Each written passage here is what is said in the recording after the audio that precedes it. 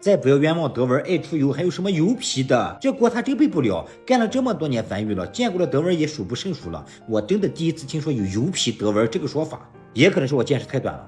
告诉大家，德文的皮肤状态就是你喂养方式的照妖镜。80%-90%的德文出油的原因就是和你给它吃的粮有关系。首先，所有的猫咪，包括德文，都是一个纯粹的肉食动物，所以它们基本上不需要什么碳水化合物。你给它喂的有可能就根本不是肉，而是一肚子的隐形碳水炸弹。现在有很多猫粮打着进口的旗号，为了让这个颗粒成型，降低成本，拼命的往里面加什么土豆呀、大豆呀、小麦、玉米的这些谷物淀粉。你想想，你买的是猫粮，你买的不是薯片，也不是压缩饼干。再加上大家都知道，德文它本来就能吃能拉的，代谢就比较快。如果过多的碳水化合物摄入，身体一旦代谢不掉，就会导致内分泌失调、代谢紊乱，只能通过皮肤疯狂的排油，就像你上网在网吧干了一个通宵一样，第二天满脸满身都是油，时间一长，什么真菌、马拉氏菌不就跟着来了吗？所以你看啊，从你给它喂下那口高碳水的粮开始，它的皮肤冒油、细菌、真菌泛滥，这整个链条是一环扣一环的。你别单盯着那个出油的结果看，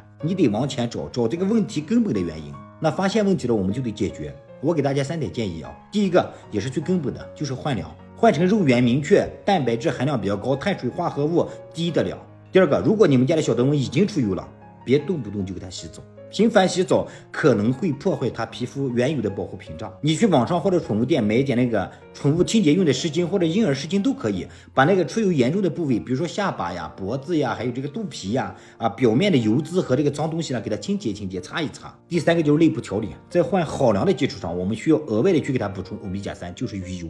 这个东西就是以油溶油，当然不是哪个鱼油、哪个牌子的鱼油它都有效果。个人推荐 IMG 或者说天赐力的都还不错，它能从身体内部帮助调节皮肤的一个状态，减少过多的油脂分泌。总之，养德文这件事啊，就是你给它喂什么，它就能给你反映什么，就是种瓜得瓜，种豆得豆。德文这个皮肤状态就是你喂养它的一个成绩单，好吧？希望能帮到大家。